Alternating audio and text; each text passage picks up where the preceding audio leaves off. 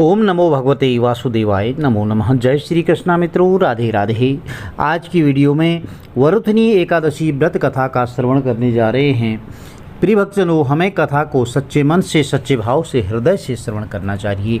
चलिए कथा आरंभ करते हैं। बोलिए गणपति गजानन महाराज की जय, श्री हरि विष्णु भगवान की जय। युधिष्ठिर बोले, हे भगवान, मैं आपको प्रणाम करता हूँ। वैशाख माह के कृष्ण पक्ष की एकादशी का नाम क्या है, उसकी कथा क्या है, आप विस्तार पूर्वक मुझसे कहिए। श्री कृष्ण भगवान कहने लगे, हे राजेश्वर, इस एकादशी का नाम वरुथनी एकादशी है। यह सौभाग्य देने वाली है और सब पापों को नष्ट करने वाली और अंत में मोक्ष को प्रदान करने वाली होती है। इसकी कथा कुछ इस प्रकार है कि प्राचीन काल में नर्मदा नदी के तट पर मानधाता नामक एक राजा राज्य करता था। वह अत्यंत दानशील और तपस्वी था। एक दिन जब वह जंगल में तपस्या कर रहा था तो तभी न जाने कहाँ से एक जंगली भालू आया और राजा का पैर चबाने लगा। तो राजा पूर्ववत अपनी तपस्या में लीन रहा। कुछ देर के बाद पैर चबाते चबाते भालू राजा को घसीट करके पास के जंगल में ले गया।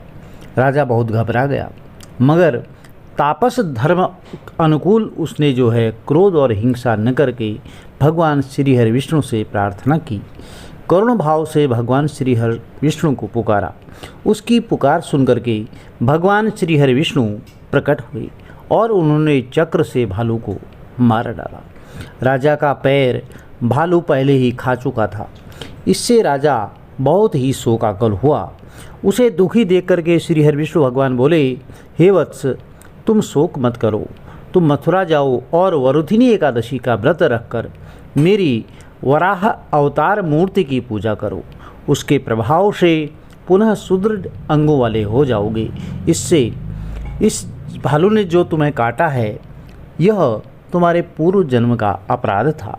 तो भगवान की आज्ञा मान करके राजा मानधाता ने मथुरा जाकर के श्रद्धापूर्वक वरुथनी एकादशी का व्रत किया और इसके प्रभाव से राजा शीघ्र ही पुनः सुंदर और संपूर्ण अंगों वाला हो गया। इसी एकादशी के प्रभाव से राजा मानधाता स्वर्ग में गया था। जो भी व्यक्ति भय से पीड़ित होता है, उसे वरुथनी एकादशी का व्रत रख करके भगवान श्री हरि विष्णु का सुमिरन जरूर करना चाहिए। इस व्रत को करने से समस्त पापों का नाश होकर अंत में व्यक्ति को मोक्ष मिलता है। बोलिए श्री हरि विष्णु भगवान की जय। प्रिय भक्तजनों, वैशाख माह की एकादशी होती है, उसका बहुत बड़ा महत्व होता है।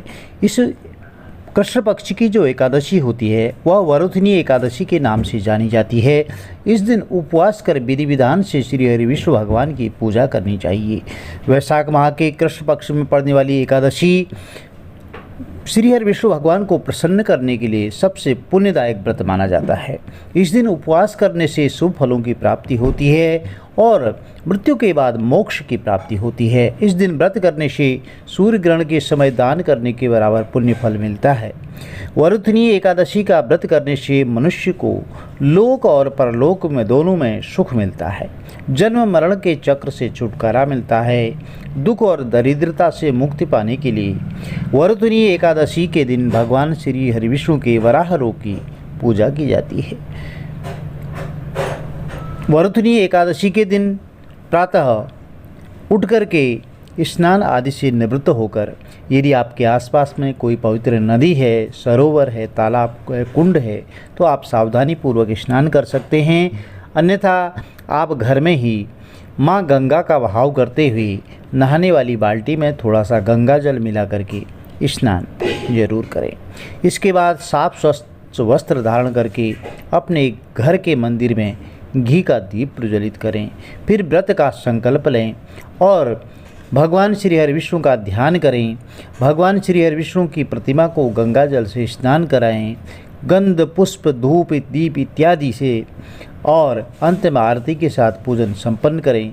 रात्रि जागरण करें, दान पुण्य करें और भगवान श्री हरि विष्णु की प्रतिमा का अभिषेक भी कर सकते हैं। इसके बाद श्री हरि विष्णु भगवान को वस्त्र अर्पित करें।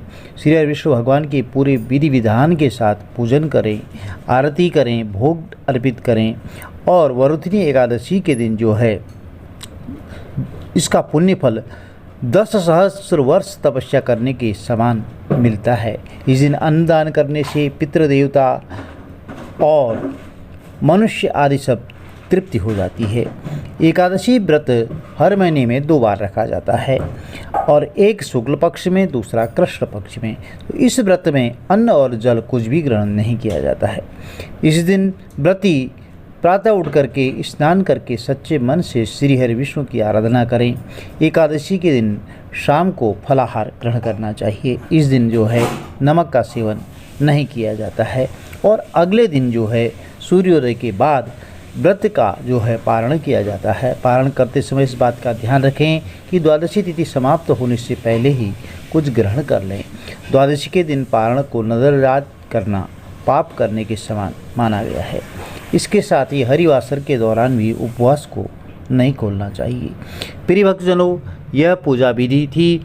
अब वरुथिनी एकादशी के दिन तुलसी माता की भी कहानी हमें जरूर श्रवण करनी चाहिए। श्री हरि विष्णु भगवान को माघ का महीना, वैशाख का महीना, कार्तिक महीना जो है बहुत ही प्रिय होता है। चलिए तुलसी माता की कहानी आरंभ करते हैं।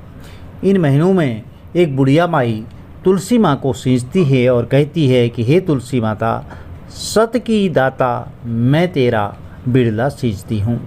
मुझे बहू दे, पीताम्बर धोती दे और मीठा मीठा ग्रास दे, बैकुंठा में वास दे, चटक की चाल दे, पटक की मौत दे, चंदन का काठ दे, रानी सा राज दे, दाल भात का भोजन दे, 11 की मौत दे और श्री हरि विष्णु भगवान का कांधा दे।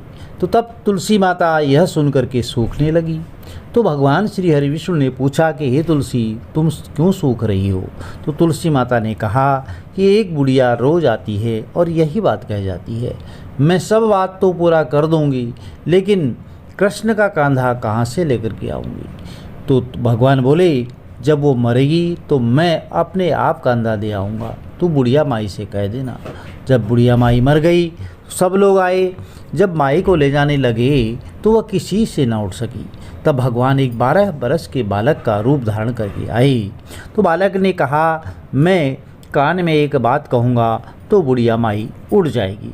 तो सबने बोला ठीक है। तो बालक ने कान में कहा, बुढ़िया माई मन की निकाल ले, पीताम्बर की धोती ले ले, मीठा मीठा घास ले ले, बैकुंठा का वास ले, चटक की चाल ले, पटक की मौत ले, कृष्ण जी का कांधा ले।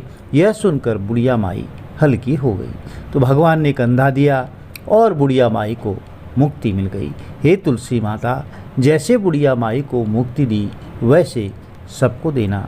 तो प्रिय भक्तजनों, यह वरुथिनी एकादशी के दिन श्रवण की जाने वाली कथा थी। यदि वीडियो में दी गई जानकारी आपको लाभप्रद रही हो तो चैनल को लाइक कीजिए, शेयर कीजिए, सब्सक्राइब कीजिए, साथ में बेल आइकन अवश्य प्रेस कर दें, जिससे आने वाली वीडियोज़ की नोटिफिकेशन आपको ठीक समय पर मिलती रहे।